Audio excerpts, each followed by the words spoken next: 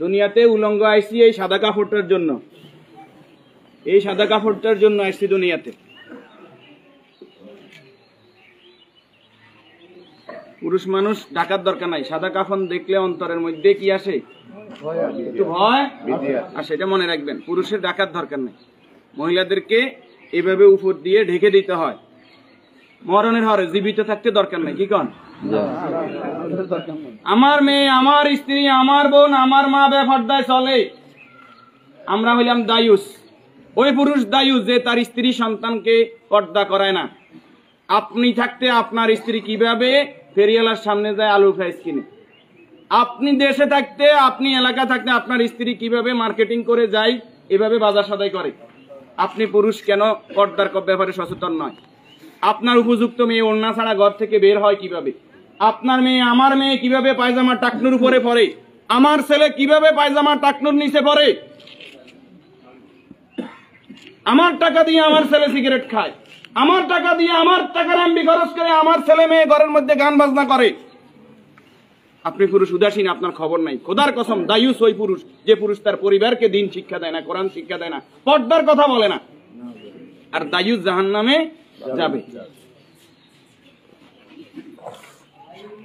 এই দুনিয়াতে আসছে সাদা কাপড়টার জন্য, শুধু এই সাদা কাপড়টা অ্যারেস্ট করার জন্য।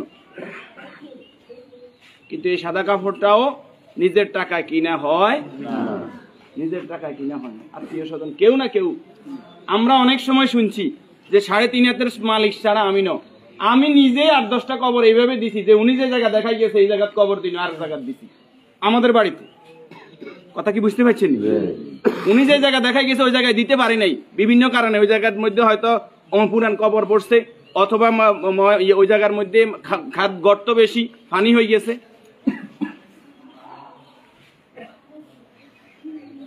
তাহলে আমার শেষ জায়গাটাও আমার নির্দেশনা মতো হয় না, পরিবারে যারা আছে তাদের নির্দেশনা মতো হয়।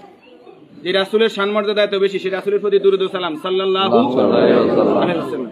সম্মানিত উপস্থিতি, আল্লাহর গোলাম চেহারাতে বলতেছে অবশ্যই নেককার পরেজগার ছিল। আল্লাহ তাআলা ওনার জীবনের গুনাহগুলো মাফ করে দেন, আমিন। যে নেক আমলগুলো করেছে, দান সাদাকা করেছে, এর বদলে কবর, হাসর, মিজান, ফুলসিরাত আল্লাহ কি করে দেখ, মাফ করে দেখ।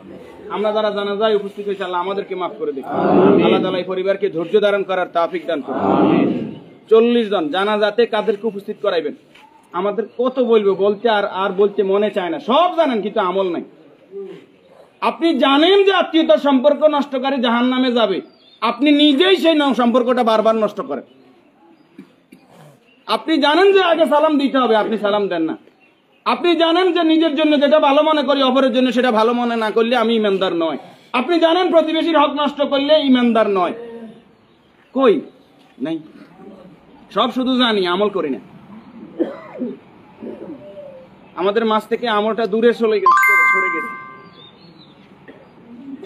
এই নেককার গোলাম জানাজাতে নামাজি ফরেজগার লোক, শিরিক মুক্ত লোক, আপনার দৃষ্টিতে যিনি শিরিক মুক্ত, এরকম 40 জন লোক যদি দোয়া করে আল্লাহ তাআলা ওই দোয়া কি করে? কবুল করে। 40 জন হাইবেন আইতেন ন, উনি নামাজি ফরেজগার, উনি হয়তো আপনি মনে করেন যে মাজারে সেজদা দেন শুধু কবিরা গুনাহ, মাজারে সেজদা দেন বুঝি শিরক। শনিবার মঙ্গলবার কি শিরক না? শনিবার মঙ্গলবার হিসাব করা শিরক ননি? শিরক, এটাও শিরক। এই যে জাদু টোনা করা, এটা কি শিরক ননি? গণকের কাছে যাওয়া, বান্দর গনাইতে যায়, মানুষ গনাইতে যায়, চুরি করছে কে, আনা চাইতে যায়, এগুলো সবগুলো কি বড় শিরক। যেটা জনগণ সকল ক্ষমতার উৎস, ঠিক ননি? জনগণ সকল ক্ষমতার উৎস, সকল ক্ষমতার মালিক কে? তো যেই দল, যেই সংগঠন, যেই রাজনীতি আমাকে বলে জনগণ সকল ক্ষমতার উৎস, এই রাজনীতি করা কি শিরক না? এই জিনিসটা কেন বুঝি না আমরা?